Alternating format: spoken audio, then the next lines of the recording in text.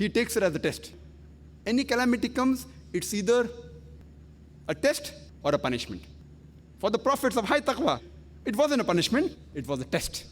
And they passed the test. When any good things happen to an individual, it's either a reward or a test. Wealth can be a reward, or it can be a test for you. Any good thing happens, it is either a reward or a test for you. For those who have deviated from Allah subhanahu wa ta'ala, they pray, give me wealth, Allah gives them wealth. And tells them and they fail. So in this world, they get what they want, luxury, but in the akhirah, it's nothing but loss. Charity is a test, contentment is the test. Your children are a test. Many a time, we human beings, we complain to Allah subhanahu wa ta'ala, we are praying to Allah subhanahu wa ta'ala, why doesn't Allah answer our prayer? Allah says in the Quran, you ask me and I will answer your prayer. But here I am praying every day, Allah is not answering. It sounds a bit contradictory. Allah says, you pray to me and I answer your prayer. But we find many a times we pray but nothing happens. Allah says in the Quran in Surah Baqarah, chapter number 2, verse number 216, you may like a thing which is not good for you. And you may hate a thing which is good for you. You know not, but Allah knows. For example, there is a young boy, about 20 years old. He's praying, Ya Allah subhanahu wa ta'ala, give me a BMW. I don't know whether you're aware of BMW. BMW motorcycle. I want a BMW motorcycle. Very fast motorcycle. Praying. Prayer is not answered. Maybe Allah knows that if Allah would have given him a motorcycle, he would have had an accident and he would have fractured his leg. He would have become handicapped. So, actually Allah subhanahu wa ta'ala, by not answering his prayer, he's answering his prayer. By not answering his prayer, Allah is answering his prayer. By not giving him a motorcycle because he's a good banda, he's a good person. He's asking for things which is not good for him. I know, he doesn't know. So Allah doesn't give. So by not answering, Allah is answering. And many a time people, like Allah says in Surah Baqarah, chapter 2, verse number 15 and 16 about the hypocrites, he says that Allah gives them rope so that they go to and fro. You ask wealth, Allah gives them wealth. There are many people who associate partners with Allah. They ask, I want wealth, Allah gives them wealth. It is nothing but a test for them, and they are digging their own graves. So we should never despair. Allah is there. Always have faith in Allah subhanahu wa ta'ala. That's the reason suicide is haram in the Quran.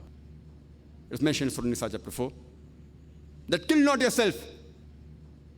Kill not yourself, because Allah is most forgiving. He is there. If you have faith in Him, the moment a person commits suicide, it is as though he is ungrateful. He says, Almighty God has given me so much trouble. He is unjust. It's not worth living, and he ends his life.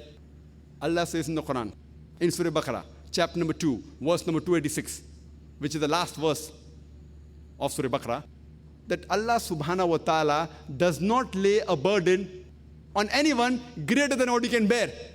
Allah does not lay a burden on anyone greater than what he can bear.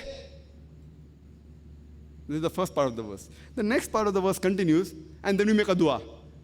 Ya Allah subhanahu wa ta'ala, lay not on us a burden greater than we can bear. In the first part of the verse, when Allah has already promised that He will not lay a burden greater than what we can bear, then why do we have to pray, oh Lord, lay not on us a burden greater than we can bear? Because why? We dig our own grave. We lay a burden greater than what we can bear. We are the cause. We ask, give me wealth. Allah gives wealth. So we are praying to Allah subhanahu wa ta'ala, make not us the cause to lay a burden on ourselves greater than we can bear. So we should always have faith in Allah subhanahu wa ta'ala and worship Him alone. He is the creator. Our purpose of existence is to worship Allah subhanahu wa ta'ala and no one else. This life is a test for the hereafter. Obey His commandments and be satisfied. Whatever test He gives you, a true moment is thankful to Allah subhanahu wa ta'ala. Normally we complain, we don't have this, we don't have this. The most important thing for living is what? Someone tells food, someone says water. Most important is air. If you don't have air, for a few minutes you will die. How many of us, have we ever thanked Allah subhanahu wa ta'ala, thank you for the air you have given us? How many of us have done that? How many of us, do we realize, free mein milta hai to kya? We should reflect on the signs of Allah subhanahu wa ta'ala and all the ni'mah He has given us. Now coming to the last perspective. That why did Allah subhanahu wa ta'ala create this world? What is the purpose of this world? Allah says in the Quran, in Surah Ibrahim, chapter number 14, verse number 32 and 33. That Allah subhanahu wa ta'ala has created the heaven and the earth and let water come from the sky. With it, He has given fruits. He has caused the ship to sail with the commandment of Allah subhanahu wa ta'ala. He has caused rivers to flow for the human beings. He has made the sun and the moon for you. He has made the night and the day for you. So all these creation in the world are for the human beings.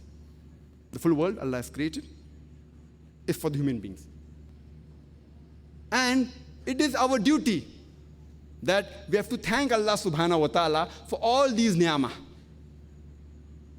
And besides thanking, it's our duty that we take care of these things.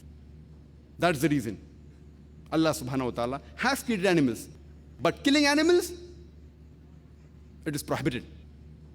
Killing animals is prohibited. It's mentioned in Hadith of Muhammad sallallahu alaihi wasallam that do not kill animals for target practice. Yes, for food amongst the halal animal which Allah has given permission, that you can have, with the way Allah has showed you and the Prophet has showed us. But for target practice, and we find many people, they want to conquer these ni'amah. They do target practice and they want to put the head of the animal in the drawing room. Allah has created the mountains. We want to conquer the mountains, go on Mount Everest. How many people die every year in trying to climb the Mount Everest? We want to conquer it. We don't thank Allah subhanahu wa ta'ala for the ni'amah. Even though Allah subhanahu wa ta'ala says in the Quran, the camels have been created for you to carry load. But even though they have been created for you, we have to love them, we have to respect them. There are several Sahih Hadith, several. It's mentioned in Sahih Bukhari, volume number 3, that there's a person who gave water to a thirsty dog by going in the well, by carrying the water in the socks, and because of that, he was granted Jannah. There's another hadith in Sahih Bukhari, volume number 4, that there was a prostitute. Just because she gave water to a thirsty dog, she was granted Jannah. And the Sahaba asked, that do we get reward even for giving water to a dog? He said, yes, why not? Imagine the animal which is prohibited to come in our house. Even if we give water to that animal, Allah will reward you for that. And there's a hadith that once an old lady, she tied a cat and did not give it food.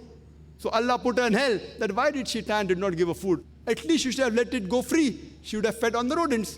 And that poster is there in one of the posters that is in the exhibition. So we have to even love and take care of the animals. Even the vegetations. We can eat them for a requirement, but not unnecessary. Kill the plants. Even in war, our Prophet Muhammad said that do not chop down trees, do not burn the crops. So all these are the creations of Allah subhanahu wa ta'ala. And Allah says in the Quran, in Surah Adiyat, chapter number 100, Allah says, Allah takes an oath of the steeds of war. The horses that run for war. Allah is taking oath and saying, Allah continues, verse number 1, 2, 3, 4. Allah says that these horses, sparks come out of their hooves. Clouds of dust they raise. They enter the enemy. Describing that Allah is taking an oath of these horses, the steeds of war.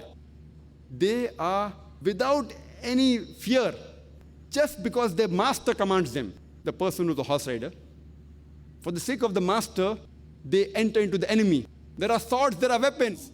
Irrespective whether the weapons, the steed keeps on going because he wants to obey the master. Allah is taking oath of this horse. And in the ending he says, but man is ungrateful. That means the horse, to obey the master, it is ready to die. It is ready to get itself killed. Just because the master says go, it goes. Whether there's the enemy, whether the sword, whether the weapon, whether they're going towards their death, because of the master. But human beings are very ungrateful. That's the reason it's the duty of every human being to reflect on the purpose of creation.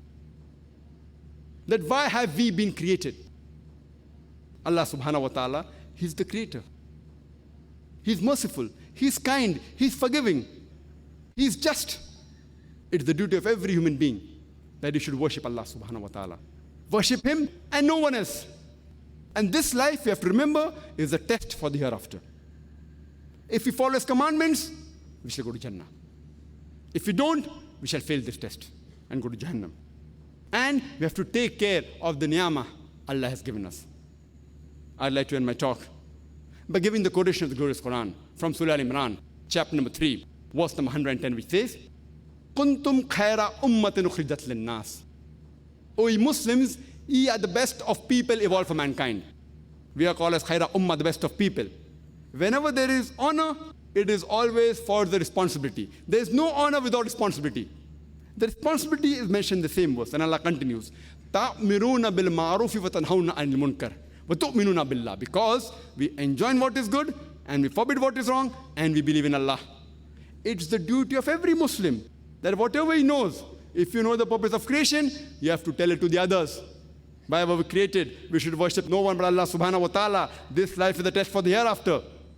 Invite people to the truth, exhort them to the truth, تَأْمِرُونَ بِالْمَعْرُوفِ وَتَنْهَوْنَ عَنِ الْمُنْكَرِ, and enjoin them towards the good and prevent them from going towards the wrong. It's the duty of every Muslim. Dawah is compulsory. If we do not enjoin what is good, and we do not prevent people from going towards the wrong, we aren't fit to be called as Muslims. We aren't fit to be called as khaira ummah, the best of people. I would like to end my talk with a quotation of the Quran from Surah Nahl, chapter 16, verse 125. It says, "Udu ila sabili rabbika bil hikmah wal mawazat al hasna wajadil billati ahsan." Invite all to the way of thy Lord with wisdom and beautiful preaching, and argue with them and reason with them in the ways that are best and most gracious. Wa akhiru da'wana alhamdulillahi rabbil alameen. Now we move on to the question and answer session. Before we begin, let me lay down the rules so that we can have the session in a very smooth fashion. Please form a queue at one of the 4 mics provided to you. One mic is in the ladies section. There are 3 mics in the gents section, one at the back side, one on my right, and one here on my left. While posing the questions, please state your name and profession. Please note that this is a question time, not a lecture time, so be precise and to the point when you pose your question. I request the volunteers who are handling the mic to give preference to our non-Muslim brothers who would be in the queue while posing the question. Please bring the non-Muslim brothers at the front. Preference is given to the non-Muslim brothers to pose the questions. Good evening, Dr. Zakir. My name is Roberto. I'm doing BDS in Chennai Savita Dental College. As Dr. Zakir said, God is a unique creator. There is only one. Second thing, you said God created human out of love. Third, God has created wealth, poor, healthy, and weakness is all because of a test. Similarly, in Christian, they believe God is one. Second point, God created human out of love.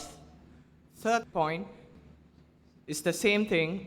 All this thing is because of a test by the God.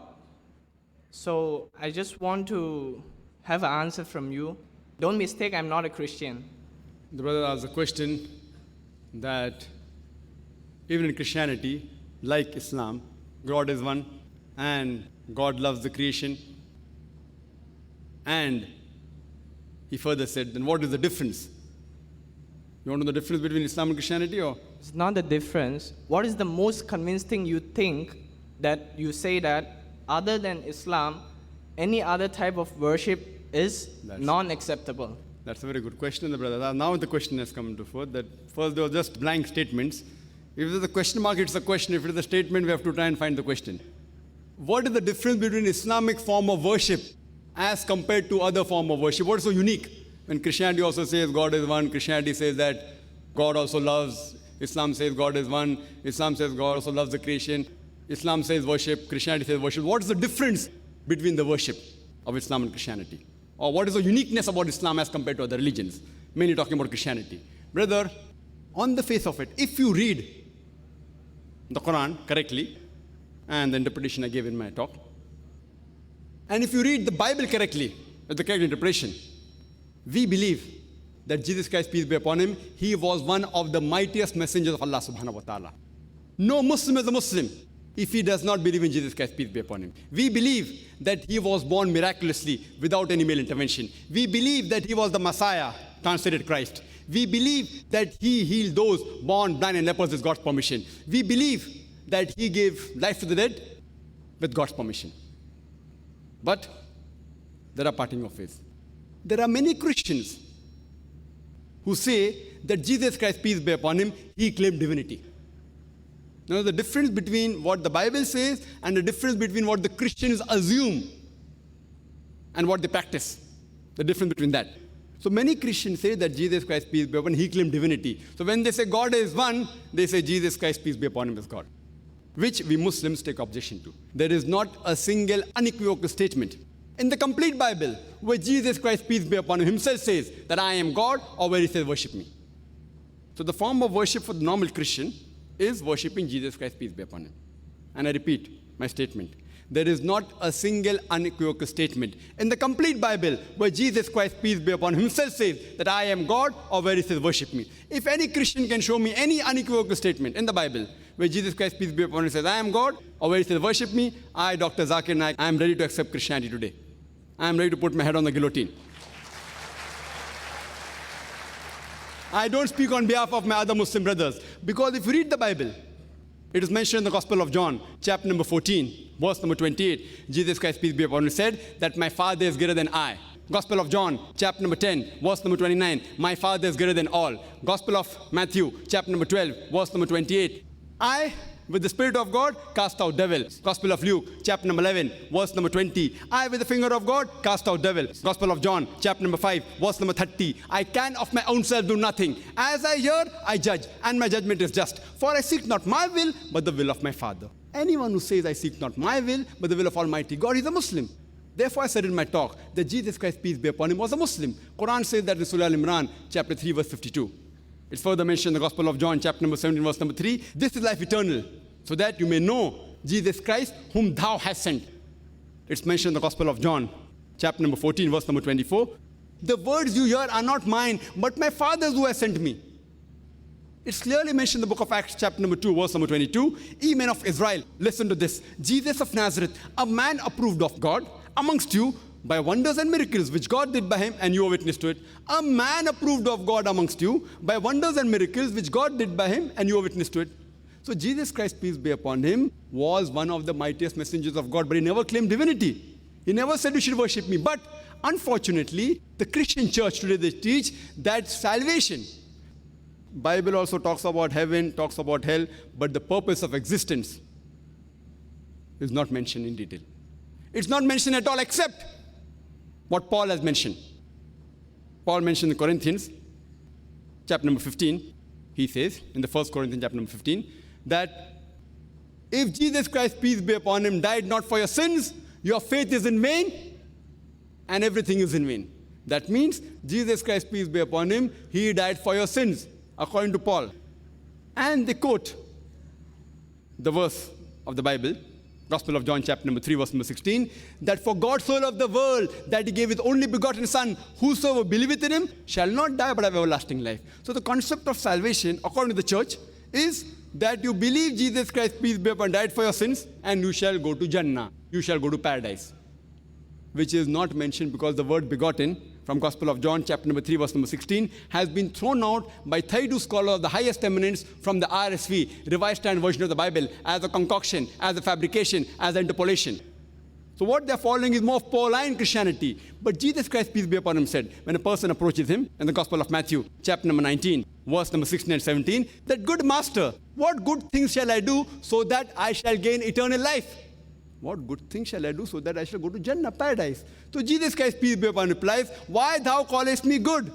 There is none good except one, that is Almighty God. And if thou want to enter eternal life, you follow the commandments. He didn't say that if you want to go to Jannah, want to go to paradise, you believe that I died for your sins. He never said that. He said, follow the commandments. And Jesus Christ, peace be upon him, said, it's mentioned in the Gospel of Matthew, chapter number 5, verse number 17 to 20. That think not that I am come to destroy the law of the prophets. I have come not to destroy, but to fulfill. Unless the heavens and the earth pass away, not one jot or tittle shall be passed away from the law until all be fulfilled. And whosoever shall keep the commandments and teach men to do so shall be called great in the kingdom of heaven. And whosoever shall break one of the least commandments will be called least in the kingdom of heaven. Unless your righteousness exceeds the righteousness of the scribes and the Pharisees, in no way shall you enter into paradise. Because if you want to be a good Christian, you have to follow all the commandments. There's only one God, you should not do idol worship, all what Moses, peace be upon him, said. So here we analyze, if we do a research of the biblical scriptures, it is actually believing in one God, not Trinity. Allah says in the Quran in Surah Nisa chapter 4 verse 171, وَلَا تَقُولُوا salasa. Don't say Trinity. إِنْتَوْ خَيْرٌ لَكُمْ. This has stopped, it's better for you. So if you say God is three in one, it is shirk. You won't get salvation. There's no statement at all about Trinity. The word Trinity does not exist anywhere in the Bible, but it's there in the Quran. Besides Surah Nisa chapter 4 verse 171, it's also there in Surah Ma'idah chapter number 5 verse number 73. It says, لَقَدْ كَفْرَ الَّذِينَ قَالُوا إِنَّ اللَّهُ ثَالِثُ ثَلَاثَةٍ. They are doing kufr, they are blaspheming those who say that God is three in one. The word Trinity doesn't exist anywhere in the Bible. The closest statement is the first epistle of John, chapter number 5, verse number 7, which says, for there are three that bear record in heaven, the Father, the Son, and the Holy Ghost, and these three are one. And this verse of the Bible, by 32 scholars of the highest eminent Christian scholars, in the Revised Standard Version of the Bible, they've thrown this verse out of the Bible as an interpolation, as a fabrication, as a concoction. So the verse which comes closest to the Trinity, doesn't mention Trinity, but comes closest, is thrown out by the scholars of Christianity as a fabrication. So if we analyze, if you want to check what is right in the Bible, here is the Furqan. This is the criteria. It will tell you what is right, what is wrong. And if you compare with this, and even today if you read the Bible never claims that Jesus is God, peace be upon him. It says you should worship only one God. And when Jesus Christ, peace be upon him, asked that which is the first of the commandments, it's mentioned in the Gospel of Mark, chapter number 12, verse number 29, it says, Shema Israelo, Adnai Hainu Adnai Chad. It's a Hebrew quotation which means, Hear, O Israel, the Lord, our God is one Lord. So the problem is that if you read the Bible, the exact purpose of creation is not mentioned. It is vague. The Christian church has taken up a teaching of Paul, St. Paul, and says that you believe Jesus Christ, peace be upon him, died for your sins, and you will go to heaven. Then you do anything, you rob, you rape, you do anything. If he's paid for our sins, if Jesus Christ, peace be upon him, paid for our sins, I can do anything. For example, someone tells me to a restaurant, go to the restaurant, eat what you want, I've paid your bill, I can eat anything. Chicken, mutton, biryani, anything I can eat. So if Jesus Christ, peace be upon him, has died for my sins, then you can commit any sin and you'll go to heaven. Only have to believe that he died for your sins. So this is the concept of the church, which is not what the Bible mentions. And you can refer to my video cassette, Similarities Between Islam and Christianity, which gives the similarities. That's the reason I say that Jesus Christ taught nothing but Islam, that is submitting your will to Almighty God. Can we have the next question from brother over here? Please state your name and profession as well. Retired superintendent. At the outset, I am extremely delighted to be here, even though I am not a Muslim. In the Old Testament of the Bible, it is noted as that God created the day and night in the first day. After that, God created the sun and the moon. How is it possible for the day and night without the sun? Likewise, in Quran, it is mentioned that the sun rotates the earth. As per chapter 21, verse 22 of Quran, God controls the universe. My doubt is as to whether God had mistaken when he creates the universe. I think the contents in the Bible and the Quran are against the science. Please explain. Brother, can I have your name? And can you repeat what is about the Quran? I didn't hear it correctly. Your name first. And what you mentioned about the Quran. Quran says that the sun rotates. Quran in Surah number 6, I think. Quran number 6, the sun rotates. You said 21, 22. Chapter 21, verse 22. Chapter number 21, verse 22. The sun rotates. No, in Surah number 6, I think. But in chapter 21, verse 22, God controls the universe. So that goes against science, according to you. Yes. Brother asked a question. He said that he has read the Bible. He quoted a few verses of the Bible and of the Quran, didn't give the reference. He said that the Bible says that Almighty God created day and the night in the first day. What he's quoting is the first book of the Bible, the book of Genesis, chapter number 1, verse number 3. It says that Almighty God created the day and the night and on the first day. And further, if you read in Genesis chapter number 1, verse number 13 to 19, it says Almighty God created the sun on the fourth day. I'm giving the references also. So doesn't this go against science? I do agree with you, it goes against science. And I had a debate with Dr. William Campbell in USA. Dr. William Campbell, he is a missionary and a medical doctor and got a PhD in writing a book against the Quran. And in that debate on The Quran and the Bible in the light of science. Even I posed this question, even he couldn't answer. So I do agree there's a problem in the Bible. Now coming to your question, that the Quran says that Almighty God controls the universe. Regarding the Bible, yes, I do agree with you, Bible is against established science. Regarding a question that Quran says Almighty God controls the universe, you didn't say that sun rotates. That's what I heard. Therefore, I'm asking you to repeat. Why aren't you repeating? I heard that. And he gave reference, chapter 21, verse 22. The reference is wrong. The real reference is... Sir, I'll tell you. wait a minute. The real reference is Surah Anbiya, chapter 21, verse 33, not 22. Verse 33. Here's the Quran. I'm speaking from memory. I'm not a computer. I'll give the reply, brother. After I reply, whatever query you have, no problem, brother. You asked the question, let me reply. After I finish my reply, you can ask another 20 questions. But you asked the question, I was listening to you carefully. Now you listen to my answer, and after I finish my answer, if you have any query you can ask, I will give you enough time. If chairman doesn't agree, I'll request him to give you time because you are delighted to come here. We are more delighted that you are here.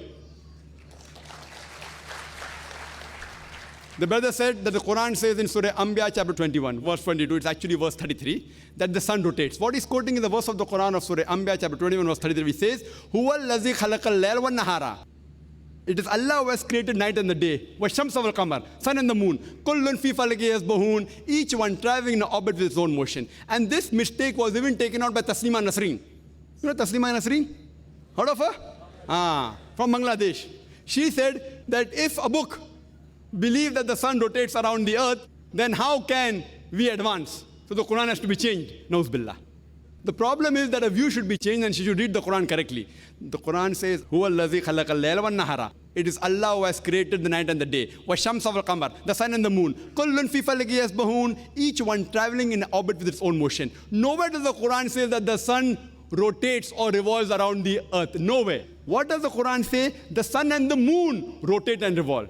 Nowhere does it say around the earth. The word earth is not there in this verse. It says, Huwa allazi khalaqal layla wan nahara. It is Allah who has created night and day. Washamsa wal qamar, the sun and the moon. Kullun fi falaki yasbahun, each one traveling in orbit with its own motion. When I was in school, I had learned that the sun was stationary. It did not rotate about its own axis. It revolved in the universe. The whole solar system is revolving. But when I passed my school in 1982, I had learned the sun was stationary, did not rotate. But this verse of the Quran says the Arabic word yasbahun is derived from the word sabaha, which describes the motion of a moving body. If I use this Arabic word sabaha for a person on the floor, it will not mean he's rolling, it will mean he's walking or running. If I use this Arabic word for a person in the water, it will not mean he's floating, it will mean he's swimming. When Allah uses this word for a celestial body, it doesn't mean it is flying, it means it is rotating about its own axis. So Quran says the sun and the moon, besides revolving, they are also rotating about their own axis. When I read the verse of the Quran, I said, but I read in my school book, the sun does not rotate. Today science has advanced and we come to know we can have the image of the sun on a tabletop. And we see that the sun has got black spots. And these black spots take about 25 days to complete one rotation, indicating the sun takes approximately 25 days to complete one rotation. So what I learned in school in 1982, today science says it is wrong. Quran has mentioned this not 20 years back, 1400 years back. What I learned in school 20 years back. The Quran says what I learned is wrong. First I got a shock. But then when I did more research, I realized that the Quran is right. Quran is not wrong. My science book was wrong. And Taslima Nasreen, where did she put the word earth inside? I don't know. Does she know Arabic? Can she read English? English translation doesn't say that. She assumed that when the Quran says the sun revolves, it revolves around the earth. That's the assumption. So her assumption is wrong. Alhamdulillah, Quran is not wrong. And I do agree with you that Allah subhanahu wa ta'ala, He controls this universe. That's the reason, according to Francis Bacon, the great philosopher, he said, little knowledge of science makes you an atheist, but in-depth knowledge of science makes you a believer in one God. Hope that answers the question.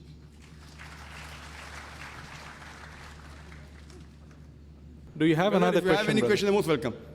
If you have any counter question, you're most welcome, brother. We love you. Sir, I'm not sure the chapter number. No problem. I never criticized you. I just corrected you. But I have to just tell the right thing. If you have given something wrong reference, if someone opens, I corrected you. I didn't say that you have to know by heart. Neither are you a computer, neither am I a computer. But I think it is in the surah number 8, I think the sun is rotating earth.